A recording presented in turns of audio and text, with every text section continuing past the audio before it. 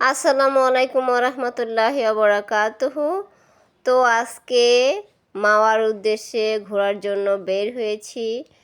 শ্বশুরবাড়ি থেকে বাবার বাড়ির উপর দিয়ে যেতে হবে। তো ধলাগাঁও শ্বশুরবাড়ি বাবার বাড়ি ভাঙ্গা, ভাঙ্গা থেকে অটোতে উঠেছি। তারপর গিয়ে নামলাম টঙ্গিবাড়ি, টঙ্গিবাড়ি থেকে তারপর সিএনজিতে উঠে মাওয়া যাওয়ার উদ্দেশ্যে রওনা হয়েছি। মাওয়া যাব, তাই ভাবলাম আপনাদের সাথে শেয়ার করি। মাওয়া যাওয়ার উদ্দেশ্য হলো আমার যে গরিব ভাগ্নিটাকে জামা দেবে, ওই যে কুশি কাটা দিয়ে জামা তৈরি করে নিয়েছিলাম, সেই জামাটা ওকে গিফট করব। তাই ভাগ্নির বাড়ি যাচ্ছি। মাওয়া ভ্রমণের সময় আমি একাই ভ্রমণে যাচ্ছি, বেশিক্ষণ থাকা হবে না। যেতে আসতে যতক্ষণ সময়, আর কিছু সময় কাটাবো ভাগ্নির সাথে, তারপর আবার চলে আসবো রিটার্ন।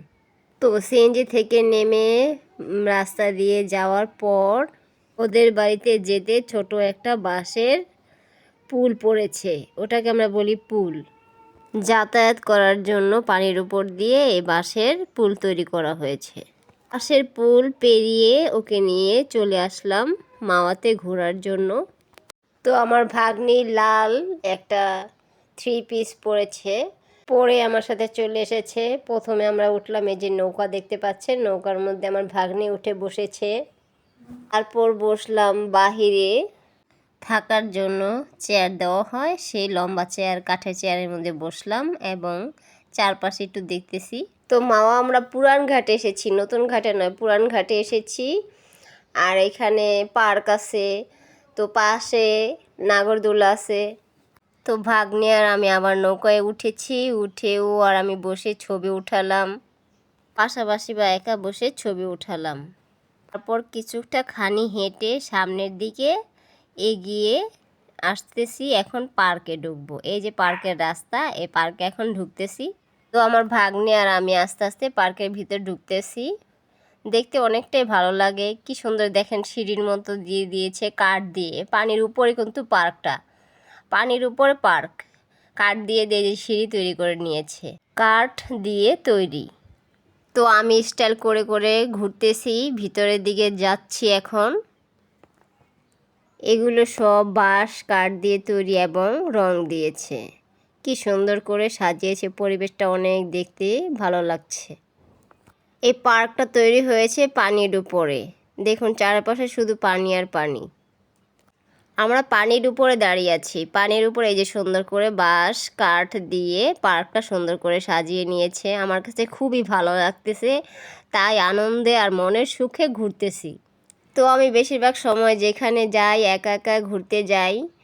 আমার ছেলে বা হাজব্যান্ড কেউ যেতে চায় না, কারণ ওরা শরম পায়, লজ্জাবোধ করে, তাই যেতে চায় না আর কি। তবে ছেলে ঘুরতে যায়, ছেলে এখন বড় হয়ে গেছে, ছেলে ঘুরতে যায়, ছেলের বন্ধুবান্ধবদের সাথে ঘুরতে যায়।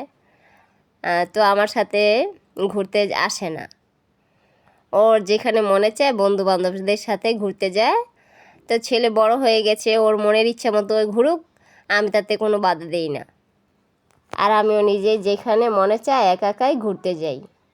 দেখুন ভিতরে খাবারের টেবিল বেছানো আছে, এখানে বসে সবাই মনের ইচ্ছা মতো খাওয়া দাওয়া করে বা রেস্ট সময় একটু বসে থাকে, অনেকক্ষণ সময় কাটায় আর কি। তো এই দিকটা হলো রেস্টুরেন্টের পাকের ঘর।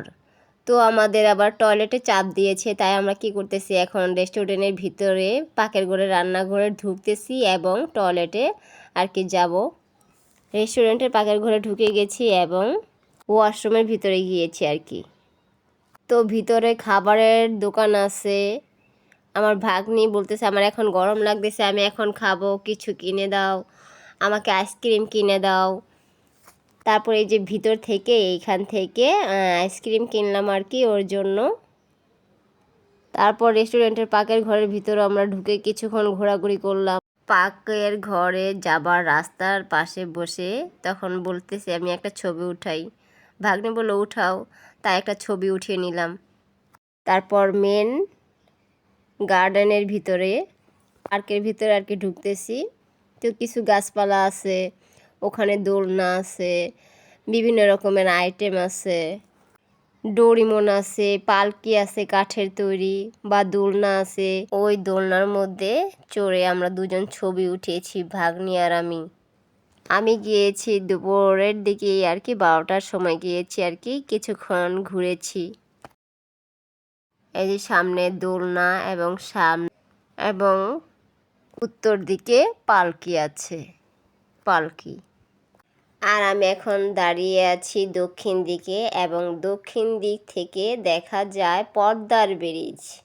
দূর থেকে দেখা যাচ্ছে, তো দেখা যাচ্ছে ছোট, আর এই দক্ষিণ দিকে পুরা স্পষ্টভাবে দেখা যায় পদ্মার ব্রিজ। দেখুন পদ্মার ব্রিজের খাম্বা দেখা যাচ্ছে।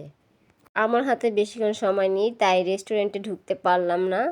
তাড়াতাড়ি আবার বাড়িতে ফিরতে হবে, সেই জন্য আর রেস্টুরেন্টে ঢোকা হলো না। আর এখানকার রেস্টুরেন্টে বেশিরভাগ পাওয়া যায় ইলিশ মাছ। ইলিশ মাছের জন্য এই মাওয়া বিখ্যাত। আর এই রেস্টুরেন্টে শুধু ইলিশ মাছ বেশিরভাগ। তো আল্লাহর রহমতে বেঁচে থাকলে আবার মাওয়ার অন্য কোথাও দেখা হবে সবার সাথে। পেজটি ফলো দিয়ে রাখুন, মাওয়া নতুন ঘাটে আবার আসবো, আপনাদের ঘুরিয়ে ঘুরিয়ে দেখাবো। ভ্রমণ করা হয়ে গেছে, এখন আমি বাড়িতে চলে যাব। তো এখানে বসার একটু জায়গা ছিল, সেখানে আমার গরিব ভাগ্নিকে জামাটা পরিয়ে দিলাম। জামাটা গিফট করে দিয়েছি, পরিয়ে দিয়েছি সুন্দর করে আমার নিজের হাতে। দেখতে জামাটা সুন্দর লেগেছে। তো এভাবে আমার মতো গরিব দুঃখীর পাশে দাঁড়ানোর চেষ্টা করবেন। সবাই ভালো থাকুন, সুস্থ থাকুন, আল্লাহ হাফেজ।